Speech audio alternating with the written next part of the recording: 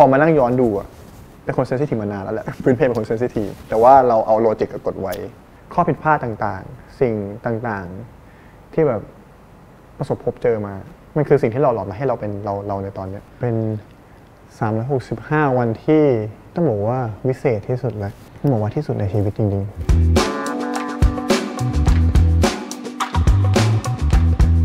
สวัสดีครับแฟนๆ The Standard Pop นะครับแฟนคลับของมิวแล้วก็สวัสดีอีกครั้งนะครับสำหรับมิวสุประสิทธิ์เดี๋ยวต่อเนื่องจากครั้งที่แล้วนะครั้งที่แล้วเราพานักบินอวกาศมิวไปสำรวจจักรวาลในอดีตในช่วงวัยเด็กไปแล้วส่วนจักรวาลครั้งนี้เราจะมาสำรวจจักรวาลของปัจจุบันซึ่งปัจจุบันของเราก็จะพูดถึงเรื่องในวงการบันเทิงตั้งแต่แรกค่อยๆสำรวจตัวเองมาเรื่อยๆว่าจนมาถึงมิวที่เป็นมิววันนี้เนี่ยผ่านอะไรมาบ้างเรียนรู้อะไรมาจากช่วงเวลาที่ผ่านมาบ้างนะครับจุดเริ่มต้นก่อนเลยครับงานในวงการบันเทิงอันแรกที่เราก้าวขาเข้าไปตอนนั้นคืองานอะไรและความรู้สึกเป็นยังไงในเรื่องความรู้สึกตอนนั้นจะเป็นแบบก็น่าจะเป็นช่วงสมัยก่อนนั่นแหละครับผมเหมือนประมาณว่าถ้าเราจะไปแคสโฆษณาก็มีโมเดลลิ่งแล้วเวลาจะเจอโมเดลลิ่งเจอที่สยาม ก็ปกติเลยไปเรียนพิเศษนะผมแล้วก็เจอที่โมเดลลิ่งก็มีพี่คนหนึ่งเขาแบบเหมือนสะพายเป้อะไรมาก็ไม่รู้เดินมาเนี่ยน้องดูน่าสนใจมากเลยไปแคสโฆษณากับพี่ไหมพี่บอกอ๋อครับก็น่าสนใจนะครับพี่น้องเซ็นสัญญาเลยบอกพี่ผมเพิ่งเจอพี่ พี่ผมเซ็นสัญญาเลยเหรอผมไม่ได้โทรหามาครับแล้วให้มาคุยอะไรเงี้ยก็เหมือนประมาณว่าแบบเดี๋ยวลองทำงานกันไปก่อนแล้วค่อยเซ็นสัญญาอะไรก็ว่าไปก็เลยไปแคสโฆษณาให้เขาครับผม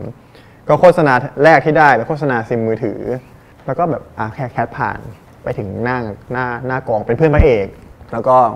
ไปถ่ายแล้วแต่งหน้าทำผมอะไรเรียบร้อยเข้าซีนไปนั่งข้างพระเอกปุ๊บเฟรมมันไม่ได้วะเดี๋ยวต้องทำไงพี่ไม่เอาน้องแล้วผลงานในวงการบันเทิงครั้งแรกเริ่มต้นได้ดีมากเลยเขาก็ไล่กลับบ้านครับผมแต่ว่าก็ให้ค่าคิวนี่แหละเพราะว่าเราตัวสูงกว่าเหมือนพระเอกไปหน่อยอะไรเงี้ยเขาก็เลยให้เราในวันนั้นฮะบทเรียนที่เราได้จากการเข้ากล้องอย่างเป็นทางการครั้งแรกแต่ไม่ได้รู้สึกยังไงแต่ผมพูดจริงๆแคสติ้งเขาไม่ดูส่วนสูงหรอกก่อนที่จะรู้สึกกับตัวเราเองเรารู้สึกก่อนว่ากูมาได้ยังไงกูผ่านมาได้ยังไงก่อนถึงตรงนี้แล้วอันนี้ตอนนั้นเขาไม่เคยโทษตัวเองเลยตอนนี้ยังไม่โทษเหมือนกันไม่รู้ว่าผิดยังไงเหมือนกันกูไม่ได้ผิดที่เกิดมาตัวสูงขนาดนี้นี่หว่าตัวคนจะไม่ผ่านแคสติ้งแล้วอะไรเยอะแต่ว่าในตอนนั้นนะตอนที่เราบอกว่าเฮ้ยโอเคลองไปแคสก็ได้ตอนนั้นมันเป็นช่วงที่มิวผ่านจากเรื่องของการซัฟเฟอร์เรื่องเซลฟ์เอสติมของตัวเองไปมากน้อยขนาดไหนล่ะก็เริ่มกลับมาได้ครับผมแต่ว่าก็ต้องบอกว่ายังเป็นคนขี้ตื่นเต้นอยู่แล้วก็ยังไม่ค่อยมั่นใจในตัวเองเท่าไหร่ครับผมปัญหาตอนนั้นนะคือด้วยความที่เราชอบคณิตศาสตร์มากๆตั้งแต่เด็กจะชอบศิลปะแหละแต่พอเหมือนตอนช่วงมัธยมอะไรพวกนี้เหมือนโตข้างเดียวจะโตข้างโตแบบข้างแบบการคำนวณพวกโลจิกอะไรเยอะๆมากๆทำให้จินตนาการไม่ค่อยมีครับผมเหมือนขาดเรื่องความเชื่อขาดเรื่องจินตนาการไปเวลาเล่นจะไม่ค่อยอินเท่าไหร่แบบเหมือนเราจะชอบค้านตัวเองก็มันไม่ใช่อย่างนั้นนี่อะไรเงี้ยสมมติว่าต้องเล่นแบบเนี่ยคุณแม่เสียใครป่วยม้าป่วยอะไรเงี้ยแบบก็เขาอยู่ปกตินี่จะให้ลองได้ยังไงเลยแล้วก็มันก็เริ่มกลับมาที่ตัวเองแหละพอกลับมาตัวเองปุ๊บพังก็จะเล่นไม่ค่อยได้อะไรเงี้ยผมก็แคสโฆษณาไม่ค่อยติดจะมีแบบติดได้บ้างแล้วก็ส่วนใหญ่จะไม่ค่อยได้แล้วก็มีแบบโดนชวนไปเล่น MV บ้างอะไรพวกนี้ครับผมก็เล่นแบบบทมันก็ไม่ได้ยากมากขนาดนั้นแบบไป MV แรกที่ไปเล่นแบบประมาณว่าไปรอแฟนในคอนเสิร์ตอะไรอย่างเงี้ยครับไปรอแฟนอยู่ในคอนเสิร์ตจำภาพตัวเองได้ปะจำภาพตัวเองในวันนั้นได้ปะตอนนั้นคือหัวแดง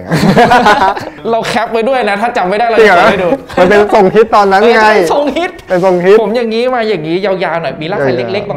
างๆนี่ใช่แล้วสีก็สีแดงๆเหมือนลิงนิดนึงก็เป็นทรงฮิตตอนนั้นก็เลยแบบก็ไปเล่นแต่อันก็ไม่ค่อยยากเท่าไหร่ครับเพราะว่ามันก็แบบ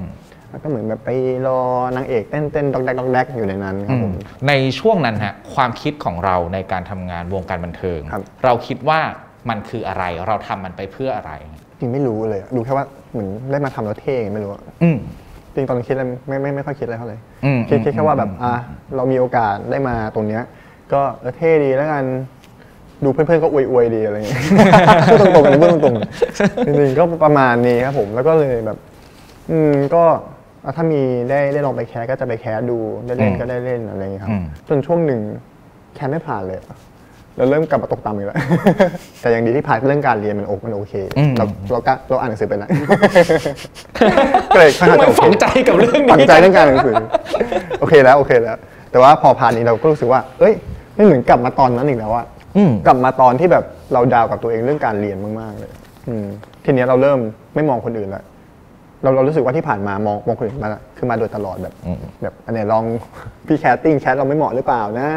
หรือแบบบางทีคิดว่าพี่โมเดลลิ่งเขาเลือกเรามาไม่ตรงไทป์หรือเปล่าแล้วก็แบบคิดเรื่องคนอื่นว่าเขาคิดไงกับเราทำไมเราแคสไม่ได้ว่าอะไรไม่ผ่านทีอะไรเงี้ยแล้วเวลาคือไม่ผ่านเราไม่เคยรู้เลยนะว่าเพราะอะไรปรับปรุงตัวยังไม่รู้เหมือนกันก็เลยแบบเดี๋ยวเพราะคนนั้นเรื่องไม่ดีนี่เรื่องไม่ดีแหละจนแบบพอกลับมานั่งรีเช็คตัวเองแล้วหรือว่าเราเองเนี่ยที่เราเล่นไม่ดีวะแล้วเราจะเป็นนักแสดงทำไมเราแบบไม่พัฒนาเรื่องนี้ก่อนก็เลยตัดสินใจว่างั้นพักแคสก่อนเดี๋ยวไปเรียนแบบตอนนั้นไปเรียน acting ประมาณ2 ปีได้ครับเริ่มเรียนจากแบบพื้นฐานใหม่หมดเลยพอเรียนพื้นฐานมันก็รู้จริงๆว่าเราเล่นไม่ดี เราเป็นคนที่แบบจินตนาการไม่ได้เรื่องความเชื่อมันก็ไม่ได้อะไรเงี้ยนึกไม่ออกแล้วก็แบบโดยคุณครูบอกว่าเวลาเล่นต้องมีสมาธิสิต้องมีสติสิก่อนจะเข้ามาเล่นบทนะมีสติแล้วก็ยืนอยู่หน้าห้องมีสตินั่งหลับตาก็นั่งหลับตาเฉยๆสติไงวะ เรายังไม่เข้าใจคำว่าสติหรือว่าการทำสมาธิสำหรับเราคิดว่ามันคือหลับตาใช่ไม่เข้าใจจริงก็คิดว่าแบบงั้นพองยุบแล้วก็ไม่รู้ว่าคืออะไรแล้วก็ทำแล้วเข้ามาก็เล่นไม่ได้เหมือนเดิมครับผมก็เรียนไปเรื่อยๆครับข้อดีของการเรียน acting มันคือทำให้เรารู้จักเซนส์ของตัวเองมากขึ้นตอนแรกมันอาจจะไม่ได้ถึงข้างในหรอกแต่ว่าก็จะเริ่มกลับมาที่แบบร่างกายตัวเองแล้วว่าแบบหูเราได้ยินอะไรยังไงบ้างกลิ่นการมองเห็นสัมผัสต่างๆลิ้นรสชาติตอนนี้เป็นยังไงบ้างเราเริ่มแบบกลับมาเรื่อยๆแล้วเพิ่งมารู้ตอนหลังนี่แหละอันนี้คือสตินั่นแหละแค่เราอยู่กับปัจจุบันเลยแค่เรารู้ว่าตอนนี้เราเป็นยังไงเรานั่งอยู่บนเก้าอี้ผมมองพี่กวงอยู่กำลังพูดเรื่องนี้อยู่อะไรเงี้ยแค่นี้เลยคือการมีสติแล้วแต่ตอนแรกเราไม่รู้นะเอาจริงๆต้องขอโทษด้วยเรียนพุทธศาสนามาไม่รู้ไม่ต้องจริงๆไม่ต้องขอโทษจริงผมเรียนตั้งแต่เด็กมาเพิ่งมารู้ตอนเรียน acting จริงๆเรื่องสติเพิ่งมารู้ตอนเรียน acting เลยพอเราเริ่มมีสติแล้วเราเริ่มจับอารมณ์ตัวเองได้ว่าความรู้สึกณโมเมนต์นั้นเราเป็นยังไงความรู้สึกโกรธตอนนี้เราโกรธอยู่นะความโกรธของเราเนี่ยเป็นยังไงบ้างกับร่างกายเคมีในร่างกายเราไหลยังไงตรงไหนมันร้อนในร่างกายเลือดเรามันไหลยังไงบ้างหัวใจเต้นแรงขนาดไหนลมหายใจมันหายใจสั้นถี่ยังไงบ้างเราเริ่มจับตัวเองได้มากขึ้นแล้วทีเนี้ยเราเริ่มค้นหาแล้วเราเริ่มไปลองทำสิ่งใหม่ๆเพื่อให้เรารู้ว่าสิ่งเหล่านี้จะทำให้เราเกิดความรู้สึกอะไรยังไงได้บ้างแล้วพอเราศึกษาเรื่องความรู้สึกเรื่องอุปกรณ์ต่างๆมันจะมีเรื่องทูนั่นแหละเหมือนแบบเราไปทำอะไรบ้างแล้วเรามีความสุขเราจะจำได้ว่าในการทำอย่างนี้นะหรือว่าอะไรบ้างที่ทำให้เราโกรธหรือโมโหเราจะมีอย่างนี้ทีนี้พอถึงเวลาปุ๊บถ้าเราเกิดโมเมนต์นั้นในชีวิตเราจริงๆขึ้นมาแล้วเราสามารถจับอารมณ์นั้นได้เราจะรู้วิธีการแก้แล้วเราจะรู้ที่มาของอารมณ์เราจะรู้ว่าวิธีการดับอารมณ์ไปยังไงก็คืออริยสัจสี่มันพุทธมากในคลาส acting มันพุทธมากๆแต่มันก็คือชีวิตมากๆเหมือนกันย้อนกลับไปนิดนึงก่อนตอนนั้นนะฮะทำไมระหว่างเวอ่ะคือการเลือกระหว่างงั้นถ้าเรารู้สึกว่าเราแสดงไม่ได้เราสามารถหยุดแสดงได้อะทำไมตอนนั้นมิวถึงไม่หยุดแต่เลือกที่จะไปเรียนความรู้สึกตอนนั้นอะรู้สึกว่ามันเป็นโอกาสที่แบบโอกาสน้อยที่มันจะเข้ามาในชีวิตเราอะไรเงี้ยเรารู้สึกว่าอยากคว้าโอกาสในวัยถ้าเป็นผมเมื่อก่อนคงแบบช่างมันแหละเล่นเกมต่อดีกว่าแต่คือเหมือนตอนนั้นเรารู้สึกว่าเราอยาก discover อยาก explore ชีวิตของเราแล้วอะก็เลยรู้สึกว่างั้นแบบลองเต็มที่กับมันดูดีกว่าเรามีโอกาสได้มาตรงนี้แล้วเราลองแบบเต็มที่กับมันดูหน่อยว่ามันจะเป็นยังไงบ้างอะไรก่อนที่จะไปถึงเรื่องผลงานนะกลับมาช่วงที่เราเริ่ม explore ตัวเองแล้วเริ่ม discover ตัวเองจากมนุษย์ตัวเลขที่แบบรู้สึกว่าไม่ได้เข้าใจเรื่องอารมณ์เท่าไหร่วันนึงเมื่อมนุษย์ตัวเลขเริ่มเข้าใจอารมณ์เริ่มเปิดรับประสาทสัมผัสต่างๆมากขึ้นมันเปลี่ยนชีวิตเราไปยังไงบ้างอารมณ์เวียงครับไม่ได้คิดว่าจะเป็นคำตอบเวนี้ ก็เหมือนพอได้ฝึกมันเยอะขึ้นครับมันเลยมาง่ายไปหน่อยช่วงแรกๆมันมาง่ายจริงแล้วแบบคุมยากด้วยพอมันมาผมแบบมาก็มาเราไม่เคยรับมือกับมันด้วยแบบที่บอกว่าเราอยู่กับตัวเลขมาตลอดที่มันเป็นอะไรที่มันแน่นอนมันก็มาแบบมาเต็มที่แล้วแบบต้องค่อยๆปรับตัวค่อยๆแบบค่อยๆจับมันเลยแหละพอมีสติปุ๊บแบบค่อยๆจับมันว่าอารมณ์เป็นยังไงบ้าง เรารู้ว่ามันจะไปสุดแล้วก็เบรกมันไว้ก่อนหรือว่าเราจะรู้ว่ามันจะดิ่งลงมาก็ดึงมันขึ้นมาก่อนอะไรครับผมซึ่งพอมานั่งย้อนดูเป็นคนเซนซิทีฟมานานแล้วแหละพื้นเพเป็นคนเซนซิทีฟแต่ว่าเราเอาโลจิกกับกดไว้เหมือนเดิมเลยเพิ่งค้นพบเหมือนหลายๆเรื่องที่มิวเล่าให้ฟังเลยเนาะใช่ครับผมเพิ่งแบบเรากดไว้แต่ว่าตอนนี้ก็รู้แล้วว่าเซนซิทีฟรู้ว่าเซนซิทีฟจริงๆกลับไปย้อนดูเซนซิทีฟจริงตอนเด็กคือสามารถแบบเหมือนดราม่ากับตัวเองได้ฉันรู้สึกว่าฉันดีใจมากที่ได้เกิดมาในครอบครัวนี้คุณปู่ร้องไห้มาเล่นละครคนเดียวแต่ณตอนนั้นน่ะเราไม่ได้สนใจความรู้สึกนี้ของเราใช่ไหมเราไม่ได้คิดว่ามันเป็นเรื่องสำคัญในชีวิตอาจจะไม่ได้สำคัญเท่าตัวเลขหมายถึงความรู้สึกนะตอนนั้นใช่ประมาณนั้นทีนี้พอกลับมาครับมิวหลังจากเรียน acting มาแล้วตอนนั้นมิวบอกว่าเข้าวงการบันเทิงทำงานเพราะคิดว่ามันเท่ดีคราวนี้พอเรากลับมาเรียน acting ไปแล้วความคิดในการอยู่ในวงการบันเทิงเปลี่ยนไปหรือยังครับโอ้เปลี่ยนไปมากพอเราได้มาเรียน acting ครับผมเราอยู่ในกลุ่มคนที่เขาแบบเหมือนศรัทธาหรือว่ากลุ่มคนที่เขาแบบต้องบอกว่าอินมากๆอินกับการแสดงอินกับวงการบันเทิงมากๆตอนแรกคือผมก็เป็นคนที่แบบเป็นคนที่ก็ไม่ได้เชื่ออะไรเลยอะไรพวกนี้จะเป็นคนที่ชอบแบบตั้งคำถามก่อนอย่างที่ทุกคนทราบกันแล้วแบบค่อยๆเรียนรู้กับมันคือไม่ใช่แบบปุ๊บเชื่อเลยอะไรเงี้ยแบบค่อยๆสังเกตว่าทำไมเขาถึงเชื่อขนาดนั้นว่าหรือว่าทำไมเขาถึงแบบ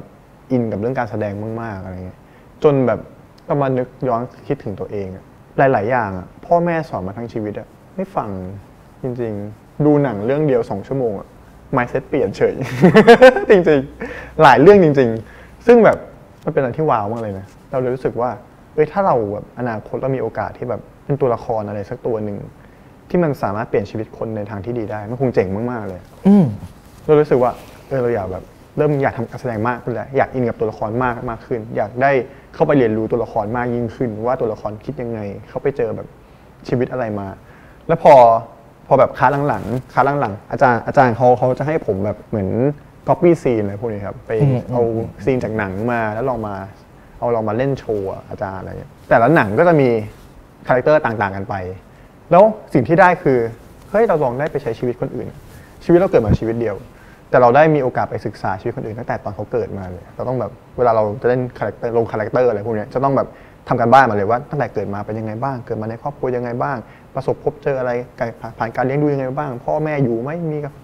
พ่อแม่พี่น้องอะไรบ้างชอบกินอาหารอะไรโตมาเจอเอฟเฟกต์อะไรยังไงพวกนี้ต้องแบบไปนั่งทำกันบ้านมาหมดเลยแล้วเหมือนเราได้แบบลองไปเข้าไปใช้ชีวิตคนอื่นแล้วยิ่งเราได้ลองเข้าไปปุ๊บมันยิ่งได้ไอเดียใหม่ๆจากการใช้ชีวิตที่ต่างจากตัวเราเต็มไปหมดเลยว่าแบบอันนี้เมื่อเราโตมาแบบนึงเรามีไอเดียอย่างนึงแต่พอเราได้ลองแบบไปสวมปุ๊บเหมือนเราได้ไอเดียเพิ่มมากขึ้นถ้ามองย้อนกลับมาสำหรับการใช้ชีวิตเลยมันคือเรื่องการเปิดใจนี่แหละแค่คุณลองเอาใจคุณไปใส่ใจเขาไปเรียนรู้สิ่งที่เขาเรียนรู้มาคุณอาจจะได้ไอเดียใหม่ก็ได้มันคือการที่แบบตัดการจัดออกไปแล้วก็เปิดใจจริงๆว่าคนตรงหน้าคุณเป็นยังไงพอหลังจากนั้นปุ๊บก็กลับมาแคสโฆษณาแล้วก็ได้เพิ่มมากขึ้นครับผมแล้วก็เริ่มแคสซีรีส์ก็เริ่มได้กลับมาเล่นซีรีส์เลยทีนี้ลองนึกดูครับมิวในเวลาตอนนี้น่าจะ12 ปีเนาะในวงการบันเทิงตั้งแต่แบบแรกๆเลยที่ไปแคสมาตั้งแต่แรกให้เลือกสัก3 เหตุการณ์3 เรื่องราวทั้งดีไม่ดีผิดหวังดีใจสมหวังที่มันเป็นบทเรียนที่สำคัญที่สุดของเราเป็นบทเรียนที่สำคัญที่สุดนะครับ3 เหตุการณ์ที่เป็นบทเรียน3 เหตุการณ์3 ความรู้สึกอะไรบางอย่างครับที่มันอาจจะเป็นเหตุการณ์ที่ไม่ดีนะแต่ดีจังเลยที่เราได้เรียนรู้อะไรบางอย่างจากมันอะไรแบบนี้ได้เรียนรู้ว่าโซเชียลเป็นอะไรที่อันตรายมากแล้วก็เป็นอะไรที่แบบถ้าสมัยก่อนการสู้รบเราต้องใช้ดาบโล่ปืนในการสู้กันโซเชียลปัจจุบันไม่ต่างกันเลยมันสามารถทำร้ายคนได้จริงๆเราเห็นแบบคือหลายเคสเราที่แบบโซเชียลมันทำร้ายคนแล้วทำให้แบบเหมือนพูดตรงๆคือแบบซึมเศร้าเสร็จปุ๊บฆ่าตัวตายแล้วเรารู้สึกว่าแบบเหมือนหลายๆคนเขายังไม่รู้ถึงความรุนแรงของโซเชียลไม่รู้ว่าอาวุธในมือคุณสิ่งที่อยู่ในมือคุณมันเป็นอาวุธในการทำร้ายคนอื่นได้เลยครับคำว่าไซเบอร์บูลลี่มันมีคำว่าบูลลี่อยู่มันไม่ต่างจากสิ่งที่แบบทุกคนพบเจอมาการที่แบบโหทำร้ายร่างกายกันในโรงเรียน การแบนเพื่อนการว่าด่าทอกันอะไรพวกนี้แต่มันแค่เปลี่ยนรูปแบบมาเป็นทางโซเชียลคุณพยายามรณรงค์เพื่อไม่ให้เกิดการบูลลี่ในโรงเรียนต่างๆแต่สิ่งที่คุณทำอยู่คุณกลับทำสิ่งเหล่านั้นเหมือนกันนะแค่ย้ายสถานที่ใช่แค่ย้ายสถานที่เป็นอยู่ในโซเชียลแทนแล้วก็สิ่งเหล่านี้เนี่ยมันส่งผลให้ใครหลายๆคนโอ้โหต้องไปพบจิตแพทย์หรือว่าถ้าใครหลายๆคนแบบจัดการอารมณ์ตัวเองไม่ได้โอ้โหก็อย่างที่ตามข่าวแหละฆ่าตัวตายหรือว่าแบบไปทำร้ายคนอื่นต่ออะไรอันตรายมากๆก็เลยคิดว่าโซเชียลเป็นสิ่งที่อันตรายครับผมแล้วก็อยากให้ทุกๆคนเนี่ยเหมือน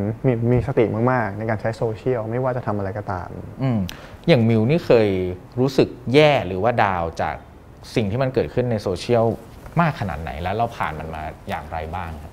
มีหมดเลยครับมีทั้งโหมากน้อยมากมากก็มีครับผมผ่านมันมาได้ยังไงอย่างแรกคือโซเชียลอ่ะ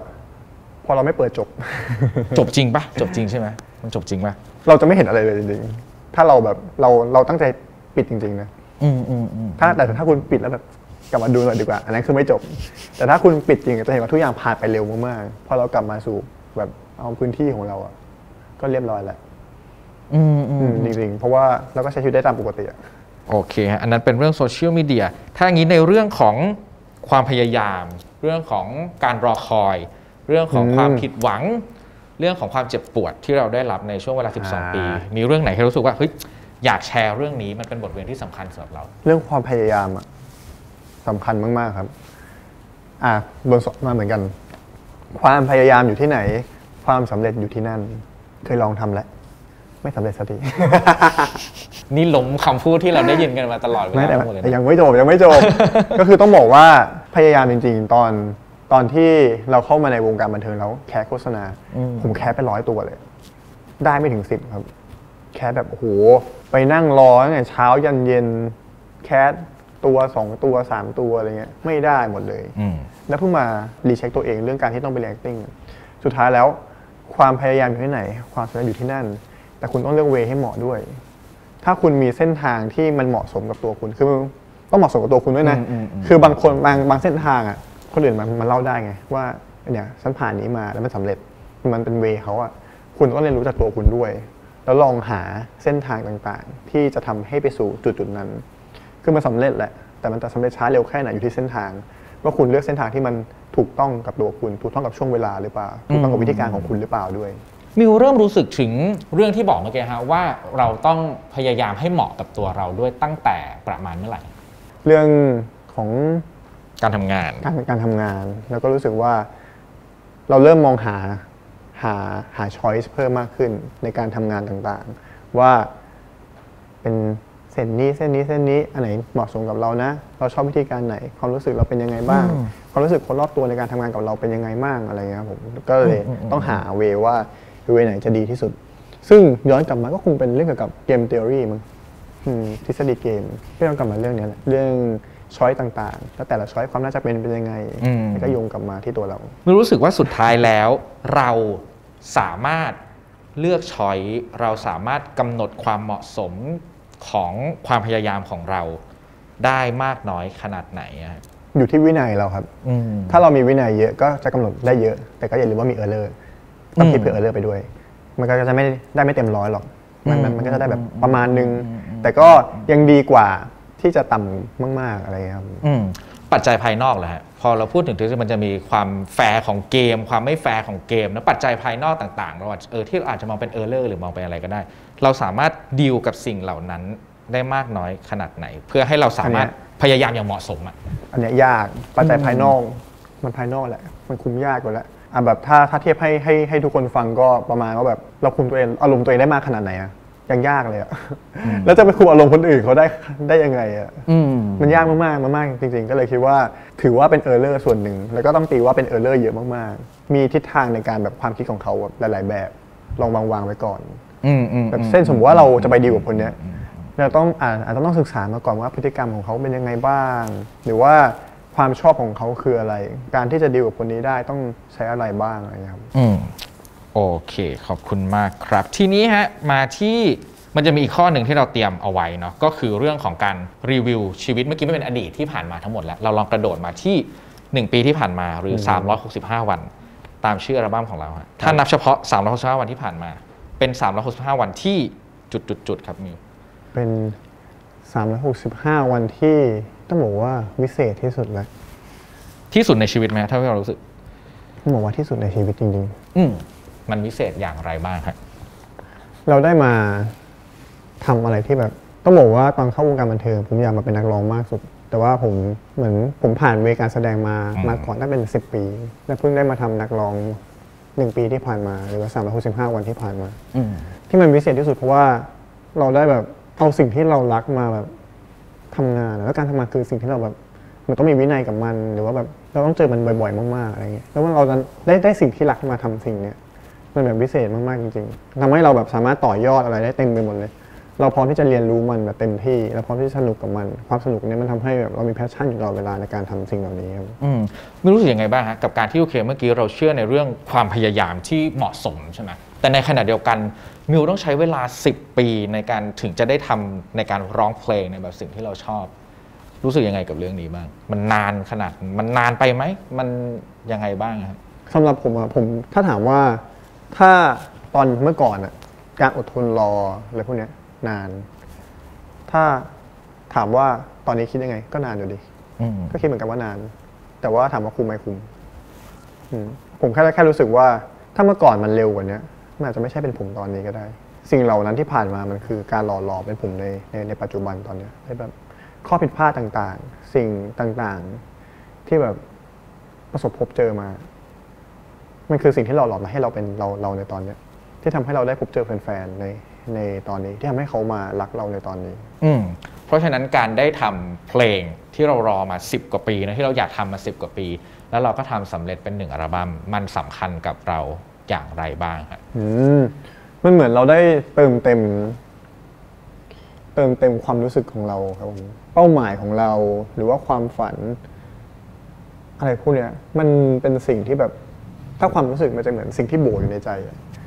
แล้วถ้าเราได้ทำมันจะเติมเข้ามาและสิ่งที่มันพิเศษมากสำหรับตอนนี้คือระหว่างทางมันสุดยอดไปเลยมันไม่ใช่แค่ว่าเป้าหมายมันสุดยอดนะแต่ระหว่างทางมันสุดยอดผมเคยผ่านช่วงเวลาที่รู้สึกว่าฉันอยากได้อันนี้มากๆอยากไปถึงจุดนี้มากๆแต่พอถึงแล้วไม่ได้รู้สึกดีเพราะระหว่างทางมันไม่ดีระหว่างทางเราเจอแบบขวากน้ำเจอสิ่งไม่ดีสิ่งรบกวนอะไรมาตลอดเวลาแบบโหเซ็งมากๆแต่ปัจจุบันสำหรับเรื่องวงการเพลงเราปัญหาเจอแต่สนุกในการแก้ปัญหาเจอดราม่าบ้างไหมก็เจอเหมือนกันแต่ว่าถามว่าข้ามผ่านไปเลยข้ามผ่านได้ไหมได้แล้วสนุกไหมสนุกหรือรู้สึกว่ามันแบบระหว่างทางของเส้นทางนี้มันดีมากๆจริงๆความท้าทายที่สุดที่มันสนุกที่สุดในการทำเพลงในการทำอัลบั้มนี้เลยนะครับพอเป็นอัลบั้มมันจะเห็นภาพชัดคืออะไรครับความ explore แล้วกันสำหรับอัลบั้มนี้คือแบบต้องบอกว่าเป็นการ explore เลยเพราะว่าเหมือนเราเริ่มวงการเพลงตั้งแต่365มันคือตั้งแต่วันแรกจนครบ1 ปีแบบเจออะไรมาบ้างอะไรพวกนี้ในแต่ละซิงเกิลสตอรี่เยอะมากเพราะเราเข้าไปทำเองหมดทุกอย่างเราเข้าไปทำเองแบบตั้งแต่วางคอนเซปต์เพลงไปนั่งคุยเรื่องเพลงไปอัดเพลงเองแก้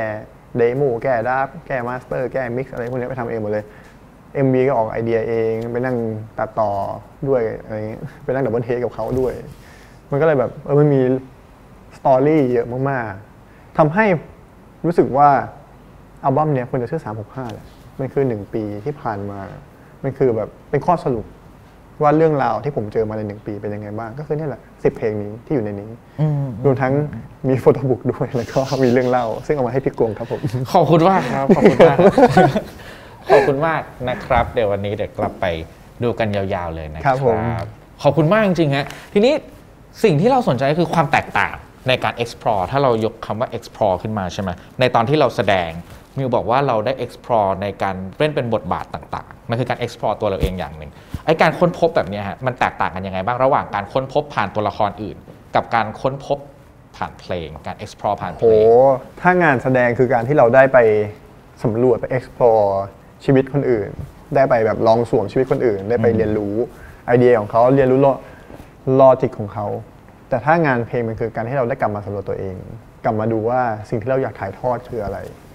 สิ่งที่เราเป็นอยู่ในปัจจุบันเป็นยังไงบ้างนะอดีตเป็นยังไงบ้างหรือว่าอนาคตที่เราจะเป็นยังไงบ้างมันคือเราได้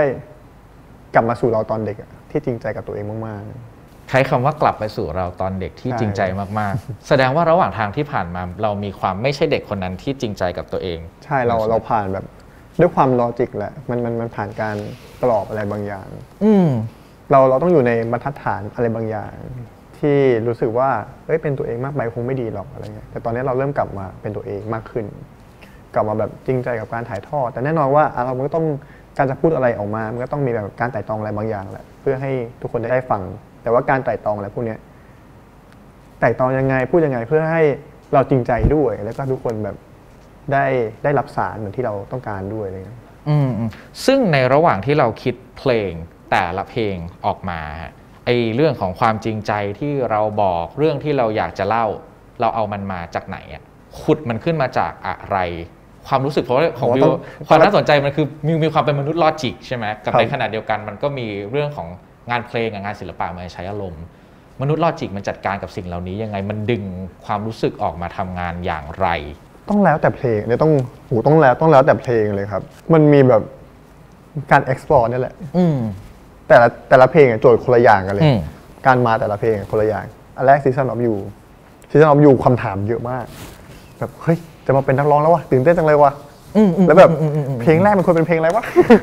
เพลงช้าเพลงเร็วดีแล้วแบบแล้วทำไงจะเป็นยังไงดีอะไรก็ไม่รู้ตอนนั้นก็แบบเพลงช้าหรือเพลงเร็วดีพี่โปรดิวเซอร์เขาก็ถามมาว่าอยากได้เพลงแนวไหนตอนที่ไปก็ไม่ได้คิดอะไรอยากทำเพลงเฉยๆเพลงช้าหรือเพลงเร็วดีวะตอนก็แบบงั้นแบบไม่ตอบอะไรตอบกลางๆก็เป็นมีเดียมตอบไม่ได้เอาเป็นมีเดียมเลยพี่บอกเป็นมีเดียมแล้วจะเป็นยังไงเรารู้สึกว่าเริ่มกลับมาก็พอคำถามเยอะขึ้นเริ่มคิดแล้วคือตอนนั้นน่ะมันเป็นช่วงที่เหมือนโควิดเพิ่งกลับมาอีกรอบนึงแล้วก็ทุกคนคงแบบน้อยๆงั้นเราแบบทำเพลงหนึ่งที่มันฮีลใจคนแล้วกันงั้นเป็นแบบเพลงที่ดูอบอุ่นนะพี่แบบเป็นเพลงรักเลยก็ได้ไม่บอกเพลงรักแล้วเพลงรักถึงใครทำไมทำเพลงหนึ่งมันก็คิดเยอะงั้นวนอยู่ในใจอะไรวะเนี่ยเพลงรักทำเพลงรักถึงใครเราต้องมีนะเวลาเราทำเพลงเราจะทำเพลงแบบนี้ให้ใครคนฟังคือใครอะไรเงี้ยก็ตอบตรงๆก็ไม่รู้บอกเขาว่าตรงๆมันไม่รู้แล้วพี่ก็บอกว่าถ้าไม่รู้งั้นลองพี่ให้โจทย์ไปลองเอากระดาษมาลองเขียนจดหมายรักแล้วเดี๋ยวเราจะรู้เองว่าเขียนแบบนึกถึงใครอะไรเงี้ยก็เอามาก็เริ่มแบบเขียนหลับตานึกดูแล้วเราก็แบบนึกถึงแฟนๆแบบโมเมนต์ดีๆที่เขาแบบทำให้เราอะไรเงี้ยแล้วก็เริ่มแบบเขียนได้ว่าแบบบอกรักเขาขอบคุณที่อยู่เคียงข้างอะไรเงี้ยครับเขียนไปเขียนมาก็คือได้สรุปแล้วว่าเราจะทำเพลงนี้เพื่อให้แฟนๆเพลงแรกเลยสรุปว่าจะทำเพลงรักที่มีความอบอุ่นมากๆแล้วให้แฟนๆทุกๆคนได้ฟังเพื่อฮีลใจซึ่งสิ่งที่มันแตกต่างก็คือถ้าเป็นเมื่อก่อนตอนเป็นนักแสดงเรามีโจทย์ที่ชัดเจนอยู่แล้วว่าเราจะแสดงออกอะไรแต่ว่าการทำเพลงที่เราเริ่มต้นจากการไม่รู้เลยอะไรเลยเนี่ยมันก็ทำให้เราค่อยๆค้นพบว่าเฮ้ยเพลงที่1มันควรจะเป็นอะไรเพลงที่2มันควรจะเป็นอะไรเราควรจะพูดถึงเรื่องอะไรบ้างใช่ครับนะฮะย้อนกลับไปนิดนึงอาจจะเล่าสั้นๆก็ได้น่าจะพูดเยอะแหละพอมันจบ Season of You มารู้สึกไงบ้างจบ Season of You รู้สึกว่าดีใจมากๆที่เราเลือกเส้นทางที่เราจะมาเป็นศิลปินแล้วแต่ก็คิดว่าเฮ้ยมันต้องมีแบบความท้าทายอีกเยอะมากมายเลยแต่ว่าเรารู้สึกว่าเราพร้อมที่จะต่อสู้กับมันเพราราะว่าเส้นอายุกระแสตอบรับดีมากๆจริงแฟนๆแบบชอบมากๆตอนนั้นจำได้ว่าเหมือนที่เป็นงานเพลสคอนนะครับผมเหมือนเปิด MV ครั้งแรกของ V-Live คนดูประมาณ 600,000 ถึง 700,000 คนทั่วโลกโอ้โหสุดยอดมากแล้วดีใจมากๆจริงๆตอนนั้นโอเคและทีนี้พอมาเป็นเพลงที่2นี้เราเรียงตามที่เราแบบเห็นมิวสิกวิดีโอออกมาแล้วเพลงที่2มันจะเป็นนั้นนาใช่ไหมฮะที่อันนี้ก็เราไม่แน่ใจแต่มันดูมีความต่อเนื่องกันจากเพลงแรกอยู่พอสมควรตอนนั้นแบบยังมีความรู้สึกว่ายังอยากให้เป็นเชิงโพสิทีฟอยู่เพราะว่ายังช่วงโควิดอยู่แล้วก็อยากได้เพลงที่มันแบบมีความสนุกสนานมากขึ้นจากเดิมเพราะว่าอยากลองเปลี่ยนแนวดูแล้วฮิปฮอปมาช่วงนั้นเป็นช่วงที่แบบฮิปฮอปจ๋าๆเลยคือมาทั้งไทยก็มาต่างชาติก็มาอะไรเงี้ยก็เลยรู้สึกว่าอยากได้แนวฮิปฮอปแล้วก็ตอน Season of You Night CNX ครับผมมางานด้วยแต่มากับพี่คนหนึ่งไม่ได้รู้จักกันนะแต่เพิ่งมารู้จักกันในงานนั้นรู้สึกว่าชอบเพลงแบบเพลงหลอกเพลงหลอกเขาแบบเจ๋งจังเลยแบบโหคนเปิดเยอะมากเลยอะไรเงี้ยแบบเป็นแรปเปอร์ที่แบบเจ๋งเราเขาน่าสนใจเลยคิดว่าแบบถ้ามีโอกาสแบบมาร่วมงานกันคงจะดีมากๆก็เลยลองชวนเขามาแล้วเขาก็ตกลงมาก็ได้มาในมาฟีในเพลงนี้ครับผมเพลงนั้นนาสิ่งที่เราค้นพบจากการ explore ในเพลงนั้นนา คืออะไรครับของเพลงนั้นนาอันนี้ต้องบอกเลยว่านั้นนาถูกทำตามสเกดูแล้วมันทำให้ตัวเราอะพลาดอะไรหลายอย่างไปในการแบบละเอียดกับเพลงนี้ต้องบอกเลยว่าแบบถ้ายอมไปเสียใจมากๆนะเพราะว่าเรารู้สึกว่าเราเลือกที่จะปล่อยเพลงนั้นนาตามสเกดูแต่เราไม่ได้เลือกที่จะปล่อยมันในเวอร์ชันที่มันดีที่สุดของตัวมันเพราะฉะนั้นสิ่งที่เราเรียนรู้จากเพลงนี้คือความผิดพลาดใช่ความผิดพลาดของเรานะฮะซึ่งเรายอมรับเอาไว้ใช่ยอมรับมากๆยอมรับมากๆแต่แค่ขายแล้วเดี๋ยวค่อยเล่าทีหลัง มาครับทีนี้ Good Day ครับเพลง Good Day ต้องบอกว่าเป็นเพลงลูกเมียน้อยนี่พูดจริงๆเลยจริงใจจริงๆนะแฟนๆจะโกรธนะครับผมเพลง Good Day เป็นเพลงลูกเมียน้อยจริงเพราะว่านั้นนากับ Good Day เป็นเพลงพี่น้องกันทำโดยบอสซ่าเป็นโปรดิวเซอร์ก็คือบอสส่งเดโมมาให้2 อันแล้วเราเลือกนั้นนาแล้ว Good Day แบบเพลงก็ดีแหละแต่ว่านั้นนาดีกว่าอะไรเงี้ยงั้นเอาเพลงนี้แหละมาทำเป็นนั้นนาแล้วตอนนั้นก็รู้สึกว่ามันดูแบบดูเป็นเพลงที่สามารถใส่มาด้วยกันได้ก็เลยคิดว่างั้นเราหยิบอันนี้มาทำด้วยแล้วกันแต่บทเรียนจากนั้นนาทำให้เราละเอียดกับ Good Day มากๆจริงๆ Good Day เป็นเพลงที่แก้ดนตรีแบบหลายรอบมากๆแก้จนยันวันอัดยังเปลี่ยนท่อนกันอยู่เลยละเอียดกับมันมากๆจริงๆแล้วก็กลายเป็นว่าเป็นเพลงหนึ่งที่แฟนคลับชอบมากๆก็เลยรู้เลยว่าพอเราละเอียดกับมันเต็มที่กับมันใส่ใจกับมันมากๆจริงๆกระแสตอบรับดีจริงๆโอเคครับทีนี้ก็ทานอสถ้าฟังเนี่ยมันก็จะอันเนี้ยมันจะเริ่มเนื้อหามันจะเริ่มมีความแบบเศร้าแหละเจ็บปวดอย่างเห็นได้ชัดแหละอย่างกู๊ดเดย์มันจะบางๆเนาะบางๆนิดนึงจะเป็นแบบแต่มันยังโพสิทีฟอยู่อ่ะแต่ทานอสนี่มันคือเศร้าแหละกราฟกระบวนการคิดหรือว่าการ explore ที่มาถึงทานอสเป็นไงครับเพลงทานอสคือตอนนั้นคุยกับพี่ว่านแหละครับว่าแบบอยากให้พี่ว่านมาช่วยทำเพลงให้แล้วเพลงที่ชอบของพี่ว่านคือคนไม่มีเวลาเราเลยรู้สึกว่า3 เพลงแรกเราค่อนข้างจะเป็นดนตรีเชิงสดใสหมดเลยอยากลองเพลงอกหักดูบ้างจะเป็นยังไงบ้างอะไรเงี้ยก็เลยตามสไตล์พี่ว่านเลยขอเพลงอกหักมาเลยแล้วก็ไปนั่งคุยกับพี่เขาวันแรกว่าแบบคอนเซปต์จะเป็นยังไงดี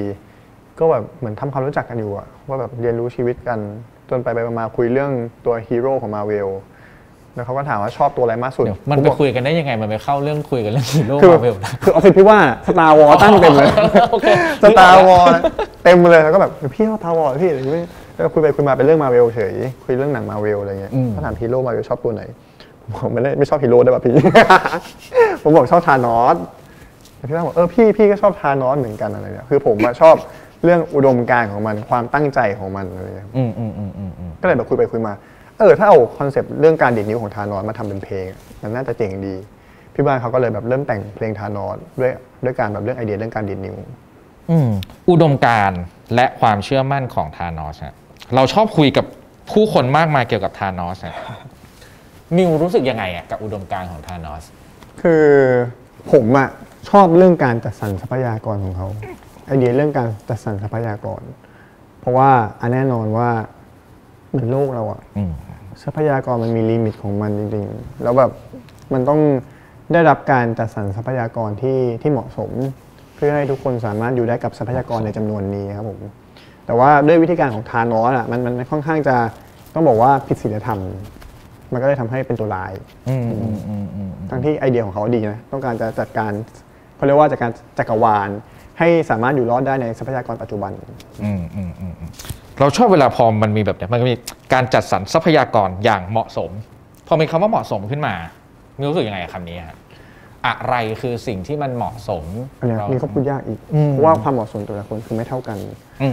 มันทำให้ต้องมีการทำสถิติ แล้วหามาตรฐานบางอย่างครับผมแต่ว่าการทำสถิติก็ต้องมาจากการสุ่มประชากรที่เหมาะสมด้วยไม่ใช่การแอบอ้างเรากลับไปเรื่องโพยแล้วเหรอกลับไปเรื่องโพยอีกแล้วกลับมาเลยครับผมก็นั่นแหละครับมันเลยต้องมีการเก็บค่าสถิติแล้วก็หาค่ามีนค่ามาตรฐานบางอย่างมาเพื่อความเหมาะสมอะไรพวกนี้ครับพอเรื่องทานอสผมรู้สึกว่ามันตีกลับมาเรื่องประชากรโลกได้เพราะว่าคำว่าประชากรโลกคือเราอยู่ในโลกเดียวกันนั่นแหละการมองภาพรวมการใช้จ่ายทรัพยากรต่างๆคือสิ่งแวดล้อมที่อยู่รอบตัวเรามันเป็นสิ่งที่เราต้องตระหนักได้แล้วตอนนี้ผมรู้สึกว่าเราค่อนข้างจะ ยึดมั่นในเราฉันเป็นประเทศนี้ประเทศนี้ประเทศนี้แต่คุณอย่าลืมนะว่าทุกคนอยู่ร่วมกันบนโลกใบนี้ที่มีสภาพแวดล้อมระบบนิเวศที่มันเชื่อมโยงกันแบบด้วยกันเลยแล้วแบบถ้าเราไม่ช่วยกันคนละเล็กคนละน้อยเรื่องการจัดสรรทรัพยากรสิ่งเหล่านี้มันจะค่อนข้างไปในทิศทางที่มันแย่ลงจากเอฟเฟกต์ของธรรมชาติต่างๆคือถ้ามันเป็นแบบนี้ต่อไปเรื่อยๆไม่วันใดวันหนึ่งต่อให้มันไม่มีธานอสดีดนิ้วแต่ทุกอย่างมันก็จะถูกดีดนิ้วออกไปเองใช่โดยธรรมชาติโดยธรรมชาติอยู่แล้วใช่ไหม Summer Fireworks ครับเพลงนี้ก็เศร้าเพลงนี้เป็นเพลงที่เศร้าหนักด้วยทำตามใจตัวเองมากๆครับตอนก่อนปล่อย Season of You ครับเพลงแรกซิงเกิลแรกประมาณแบบก่อนเดือนหนึ่งประมาณนี้เหมือนไปเห็นใน Twitter มีน้องแฟนคลับเขาเขียนจดหมายมาบอกว่าดีใจมากๆที่ผมตัดสินใจที่จะมาเป็นนักร้องเพราะว่าเขาตามผมมาหลายปีแล้วก็เห็นว่าผมมีความสุขมากๆเวลาที่ได้ร้องเพลงอะไรพวกนี้ทั้งที่แบบจากงานอีเวนต์ต่างๆหรือว่าจากเวลาไลฟ์ปกตินั่งเล่นกีตาร์ร้องเพลงกับแฟนคลับซึ่งเขาบอกว่าอยากให้พี่มิวประสบความสำเร็จกับเวนี้นะแต่ว่าหนูคงอยู่ไม่ถึงวันที่พี่มิวจะได้ปล่อยเพลงนี้แต่แบบได้ฟังทีเซอร์แล้วพวกนี้แล้วแหละดีมากๆเลยนะสู้ๆนะอะไรอย่างเงี้ยผมภาพในหัวเราตอนนั้นคือแบบมันเหมือนดอกไม้ไฟที่ปุ้งสวยมากๆเลยแต่ทำไมมันดับไปเร็วจังเลย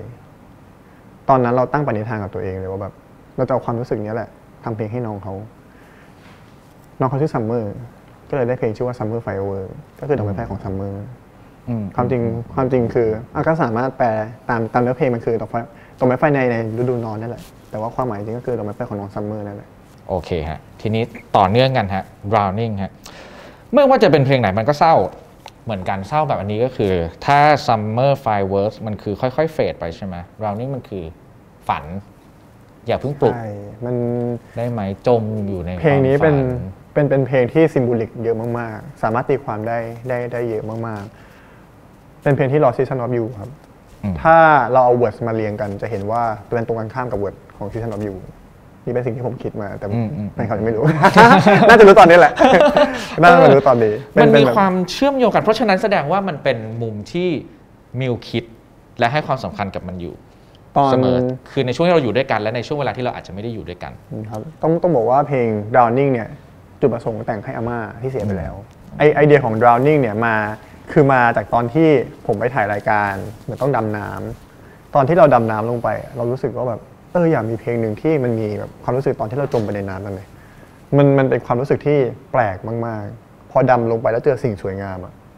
แต่คำว่าจมมันเชิงเนกาทีฟเราเลยรู้สึกว่าอยากแต่งเพลงเกี่ยวกับการจมนั่นแหละแต่มันสามารถทำเป็นเชิงโพสิทีฟได้ไหมก็เลยคิดว่าเรื่องอะไรนะที่เราสามารถจมไปได้แล้วดูโพสิทีฟตอนนั้นที่นึกถึงเพลงนี้ครับผมนึกถึงเรื่องความทรงจำเหมือนความทรงจำบางอย่างเราไม่ต้องลืมไปก็ได้ถ้าเราสามารถดำไปหามันแล้วมันสร้างความสุขให้เราได้ก็เลยนึกถึงเรื่องอาม่าสิ่งที่เขาทำให้เราแต่ว่าเขาเสียไปแล้วสิ่งที่เขาทำให้เราสิ่งเล็กๆน้อยๆต่างๆที่เขาทำให้เรามันสามารถฮีลใจเราได้ในวันที่เรารู้สึกท้อแค่เรานึกถึงความทรงจำเหล่านั้นก็เลยได้เป็นเพลง Drowning เพลง Drowning จะเป็นเพลงที่ค่อนข้างกลมมากๆเขาเรียกว่าอะไรมันเป็นความลึกของเพลงก็ตามความหมายแหละจะมีทั้งแบบเศร้าไหมเศร้าอบอุ่นไหมก็อบอุ่นเหมือนกันอะไรอย่างเงี้ยครับเป็นเพลงที่ได้หลากหลายอารมณ์ตอนนี้มองเรื่องการจากลาการลาจากไม่ว่าจะใครจากกับใครก็ตามไว้ยังไงบ้างฮะณตอนนี้ต้องแล้วแต่คนเลยเหมือนกันนะแต่ถ้าถึงกลัวไหมฮะเป็นคนที่กลัวการจากลาไหมกลัวแต่มันมีเวลาของมันถ้าถึงเวลาก็คือถึงเวลาคือแค่นี้จริงๆครับผมคือแบบถึงเวลาที่จะต้องไปอยากให้เราไปแบบไหนล่ะอยากแบบจากลากันแบบไหนอย่างเรื่องอาม่าเนี่ยเป็นการจากลาที่เสียใจมากเพราะว่าไม่ได้มีโอกาสแบบพูดคุยกับเขาก่อนที่เขาจะไปเลยเพราะว่าตอนของอาม่าคือเหมือนตอนนั้นคือเหมือนเขาอยู่ๆเขาก็น็อกไปเลยแล้วแบบอีกแป๊บนึงเขาก็เสียไปเลยคือเราไม่ได้มีการพูดอะไรกับเขาก่อนอะไรเงี้ยก็เลยรู้สึกว่าเสียใจมากๆที่แบบไม่ได้มีโอกาสพูดอะไรกับเขาเลยแล้วก็ที่แต่งเพลงให้อาม่าเพราะว่าเขาเป็นส่วนหนึ่งที่ทำให้ผมมาถึงตรงนี้ได้เรื่องความพยายามก็มาจากอันนี้เพราะว่านี่ก็อาจจะเบียวๆนิดนึง แต่รู้สึกจริงๆคือเขารู้แหละว่าผมชอบร้องเพลงแต่ว่าช่วงที่เขาอยู่ เราไม่สามารถแบบไปถึงจุดที่เราเป็นนักร้องได้ตอนที่เขาอยู่เลยรู้สึกว่าแบบตอนนี้ไม่รู้เขาอยู่ไหนแหละถ้าวันหนึ่งเราดังมากๆจนมันไปถึงเขาได้มันคงตอบแทนในเรื่องนี้แบบคงเติมเต็มสิ่งเหล่านี้ในใจเราได้เราจะอยากมีชื่อเสียงโด่งดังมากๆเพราะเราไม่รู้ว่าตอนนี้เขาอยู่ในรูปแบบไหนแล้วแต่มาให้เขาได้ยินชื่อเราพอเพราะฉะนั้นเราก็ต้องดังให้มันมากที่สุดเท่าที่จะเป็นไปได้เต็มที่เลยตอนนี้จะเป็นเบียวจริงด้วยจริงเบียวจริงจริงเป็นความเบียวที่สวยงามคือถ้าไปดูในรายการการ์ตูนของเราที่เราทำอยู่เราบูชาความเบียวเสมอแล้วความเบียวมันสวยงามวันนี้เรายืนยันได้เสมอสรุปรวมอีกทีหนึ่งสำหรับอัลบั้ม365พอมันจบสมบูรณ์และก่อนที่เราจะไปแชปเตอร์ต่อไปมีเรื่องอะไรที่รู้สึกว่าเฮ้ยเราได้เปลี่ยนแปลงตัวเองได้ค้นพบเราพูดกันตลอดว่า explore discover อะไรต่างๆมีเรื่องอะไรบ้างที่เราค้นพบเพิ่มเติมและยังไม่ได้พูดบ้างไหมครับได้ค้นพบเพิ่มเติมแล้วครับก็เรื่องการศึกษาเรื่องแนวดนตรีเนี่ยแหละครับเพราะว่าเมื่อกี้ที่ตอนที่เล่าไปมี6ซิงเกิลไอตัวอัลบั้ม365เนี่ยจะมีอีก4ซิงเกิลที่ใส่เข้ามาจะมี Missing You อันนี้ก็จะได้ส้มมารีมาฟีเจอริ่งด้วยแล้วก็มีเพลง Let Me Be นี่ก็เป็นของน้องอัตตาครับผมแล้วก็จะมีเพลง Time Machine อันนี้ก็ได้บอสซ่า on the beat เป็นโปรดิวเหมือนเดิมแล้วก็มีเพลง More and More และคุณวิชิตเป็นเพื่อนผมแต่เขาไม่อ่านเอ่ยนามเป็นคนแต่งเพลงนี้แล้วเราเอ่ยนามเขาแล้วเหรอที่คุณวิชิตเป็นนามปากกานามปากกาว่าคุณวิชิตจิตสงบโอเค